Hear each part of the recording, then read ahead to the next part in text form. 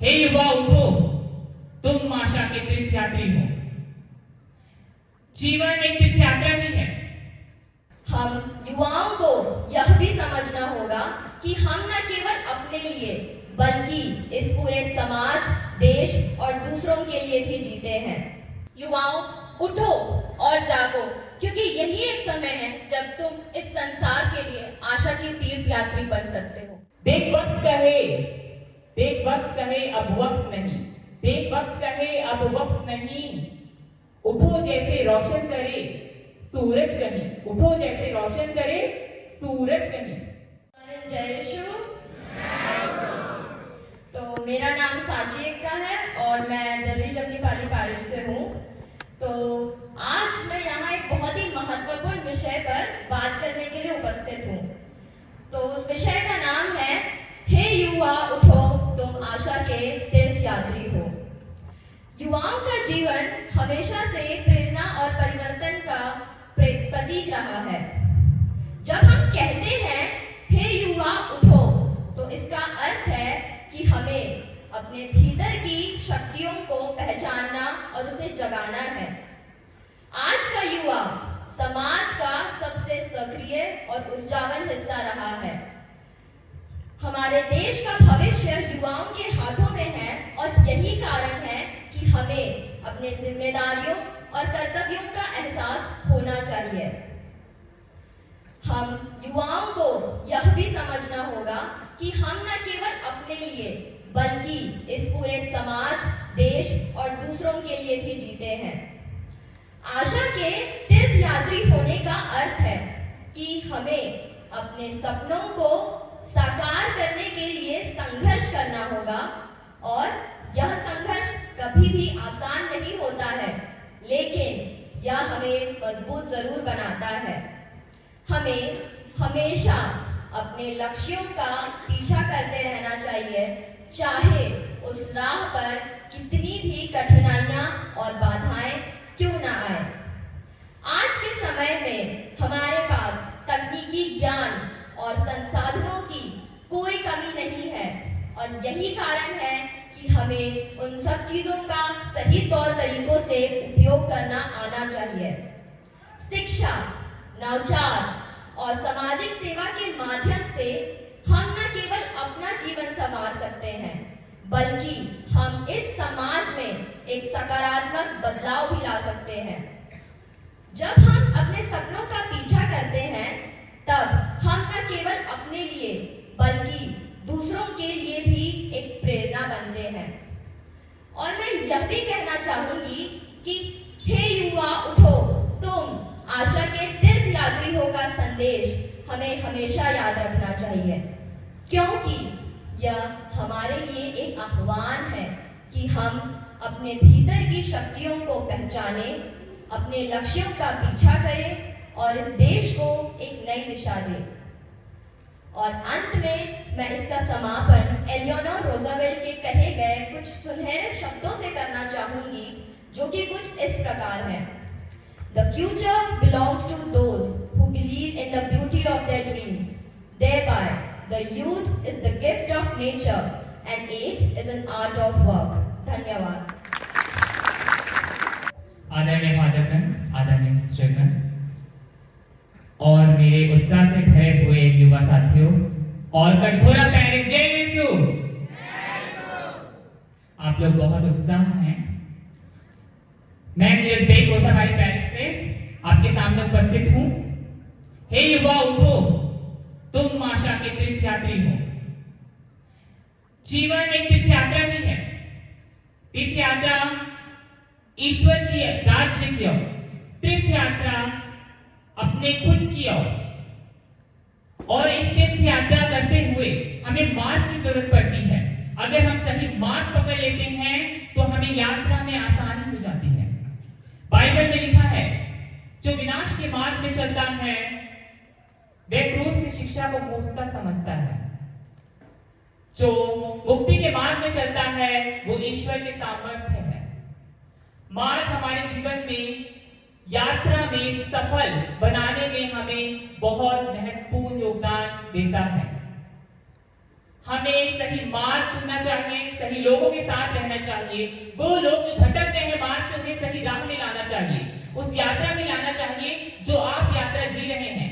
Bible की यात्रा, Bible के वचनों की यात्रा, ईश्वर की मिलन की यात्रा, उस यात्रा से आप अपने आप को अवगत कराइए। जिस चीज से आप भटक गए हैं उस चीज से वापस उस मार्ग में आइए और उस यात्रा को पूर्ण करिए। यात्रा में असफलताएं बहुत होती हैं। मुझे याद है कि हॉलीवुड के एक अभिनेता है जिनका नाम है पीटर डिंकलेज। उन्होंने अवार्ड शो में कहा था, कभी कोशिश करो, कभी असफल हो, कोई बात नहीं, फिर से कोशिश करो, फिर से असफल हो, बेहतर तरीके से असफल हो। उसके बाद उन्होंने कहा था कि अपने यानी कि जो लोग हैं उनके साथ दयापूर्ण व्यवहार करो और अपना जीवन रोशन करो। मतलब कितनी अच्छी बात कही उन्होंने कि अगर हम दूसरों के साथ अच्छा व्यवहार करते हैं तो हमारा जीवन खुद का रोशन होता है, खुद हम अपने आप में बहुत अच्छा महसूस करते हैं। क्यों? क्योंकि हम दूसरों को सही राह पे ला पाए हैं। अगर हमें इस यात्रा में जाना है तो पहले उठना पड़ेगा, उठना पड़ेगा, क्योंकि हम कहीं ना कहीं मंद पड़ गए हैं। हमारे अंदर की आशा ना कहीं मंद पड़ गई है, और आशा एक चिंगारी की तरह होती है जो उस जंगल में आग लगा सकती है जो बहुत हरा भरा है। तो हमें उठना पड़ेगा। पहले कैसे उठना पड़ेगा, क्यों उठना पड़ेगा? हमें पहले उठना पड़ेगा। कैसे? हम लोग उठ नहीं पा रहे हैं। नशा पान, सोशल मीडिया, रिलेशनशिप, हम इसमें घुस गए हैं, कल्पना का जीवन जी रहे हैं। वास्तविक जीवन में तो हम आ ही नहीं पा रहे हैं। हमें वास्तविक जीवन में आना चाहिए, अपने आज को जीना चाहिए। सोशल मीडिया में देखते हुए हम फैशन डिजाइन का कोर्स कर बैठे हैं, मिस वर्ल्ड बन गए हैं रील को स्क्रॉल करते हुए। हमें वापस अपने वास्तविक जीवन में आना चाहिए। हम कितना अच्छा जीवन जी सकते हैं अगर हम चाहें तो। मेरे युवा साथियों, युवा उत्साहपूर्ण होता है, युवा पर्यावरण के साथ ढलने में सक्षम होता है, वो अपनी क्षमताओं को पूर्ण कर पाता है, युवा प्रबल होता है, चाहे कितनी भी असफलताएं क्यों ना आए। असफलताएं कहीं ना कहीं हमें ये संकेत देती है कि अब तुम्हारी नई शुरुआत है, तुम शुरुआत करो यहां से। असफलताएं हमें बताती है कि अब नई शुरुआत है, तुम नए बन गए हो, तुम नए बन गए हो। हमें अपने आप को बदलना है। तो मैं खत्म करने से पहले एक कविता छोटी सी। देख वक्त कहे, देख वक्त कहे अब वक्त नहीं, देख वक्त कहे अब वक्त नहीं, उठो जैसे रोशन करे सूरज कहीं, उठो जैसे रोशन करे सूरज कहीं। अपने आप को ना भरोसा रख, अपने आप को ना भरोसा रख, तू अपने आप से जीत जाएगा। अपने आप को ना भरोसा रख, तो अपने आप से जीत जाएगा। है कलम लिख इतिहास के पन्नों में छप जाएगा।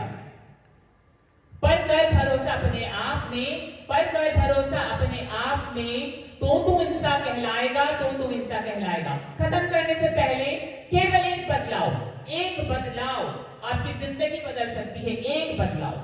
एक बदलाव आपको कामयाबी की उस राह पे पहुंचा सकता है जहां पर आप नहीं पहुंचे। एक बदलाव। Thank you. मसीह में उपस्थित मेरे सभी भाई बहनों को जय यीशु। मेरा नाम ऋतिका तिर्की है और मैं बालगो पैरिश से हूँ।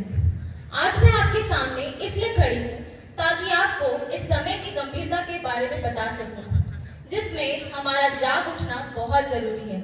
हमारा जो युवा का जो समय है वो ऐसा समय है जब हम परमेश्वर को पहचान कर अपने जीवन में उनकी इच्छा को पूरा कर सकते हैं। सबोपदेशक 12:1 में सोलोमन कहते हैं, अपनी जवानी के दिनों में अपने सृष्टिकर्ता परमेश्वर को याद करो, वरना ऐसे दिन भी आएंगे जब तुम कहोगे कि मेरे इस जीवन में कोई आनंद नहीं बचा। हम सबकी सच्ची खुशी तो ईश्वर से जुड़ी है। ईश्वर के बिना मानो हर खुशी ही अधूरी है। इस समय में युवा को इस संसार के आनंद के बारे में उतना नहीं सोचना चाहिए, बल्कि उन्हें जिस मकसद के लिए इस पृथ्वी पर बुलाया गया है उस मकसद को पहचान कर अपने जीवन में आगे बढ़ने का समय यही है। युवाओं, उठो और जागो, क्योंकि यही एक समय है जब तुम इस संसार के लिए आशा की तीर्थ यात्री बन सकते हो। बाइबल में कई बार युवाओं को चुना गया है, क्योंकि युवा का जो समय है, ये जीवन का वो समय है जब हम कुछ सीख सकते हैं, आगे बढ़ सकते हैं, अपने विश्वास को बढ़ा सकते हैं।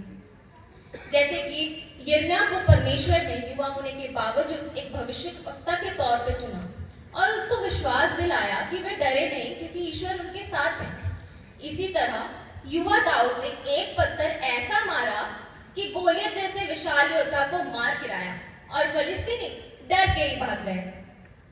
यूसुफ का जीवन में हमें यही सिखाता है कि चाहे जीवन में कितनी भी तकलीफें आए, परमेश्वर का उद्देश्य हमारे जीवन में जरूर पूरा होता है। यीशु ने कई बार हमें जागते रहने और प्रार्थना करने को कहा है। ऐसा क्यों कहा है, क्या आप जानते हैं? मैं बताती हूँ। क्योंकि हम अपने जीवन में कई तकलीफों का सामना करते हैं, कई सारी परेशानियां हमारे जीवन में आती है, कई बार हम शैतान के प्रलोभनों में पड़ जाते हैं। इसीलिए हमें जागते रहने को बार बार कहा गया है। युवाओं से मेरी यही आशा है कि वो जागते रहें, अपने आप को आध्यात्मिक रूप से जागरूक बनाएं और ईश्वर की, यीशु की जो इच्छा है उसको अपने जीवन में पूरा करता चले जाएं। यीशु ने कहा था कि फसल तो बहुत है लेकिन मजदूर थोड़े ही हैं। आज हम जो युवाएं हैं, हम यीशु के लिए वो मजदूर बन सकते हैं जो फसल की कटनी में उनकी सहायता कर सकते हैं। युवाओं, जागो और उठो, क्योंकि आज भी ईश्वर तुम्हारे साथ मिलकर अपना काम को पूरा करना चाहते हैं। यही एक समय है जब आप ये कर सकते हैं। और आशा हमारा मेन उद्देश्य क्या है आज का थीम? तुम आशा की तीर्थ यात्री हो। मैं विश्वासियों से पूछना चाहूंगी कि आशा क्या है? एक विश्वासी के लिए आशा क्या है? आशा हमारे लिए क्या है? हमारे लिए आशा ये है कि यीशु वापस आएंगे। हमारी आशा ये है कि हम उनके साथ अनंत जीवन में साथ रहेंगे। हमें सिर्फ संसारिक चीजों की आशा तक सीमित नहीं रहना है, बल्कि हमें एक स्वर्गीय नागरिक की तरह जीना है, क्योंकि हमारी नागरिकता तो स्वर्ग में है, जैसा कि फिलिपियों 3:20 कहता है। अब मैं ये बताना चाहूंगी कि अभी का जो समय है, ये रोमियो का 13:11 हमें याद दिलाता है कि हमारे उद्धार का समय अब निकट है। इसलिए हमें प्रकाश का कवच धारण करना है और पाप से दूर रहना है। मैं 3 बातों से अपने इस भाषण को अंत करना चाहूंगी, जानती हूँ समय पूरा हो चुका है, फिर भी तो 3 बातें ये है। सबसे पहला, युवाओं, आप लोगों को जागना है। शारीरिक नींद से नहीं जागना है, आपको आध्यात्मिक रूप से अपने आप को जागरूक बनाना है और प्रार्थना में निरंतर बने रहना है। दूसरा, आपको अपना विश्वास को बढ़ाना है।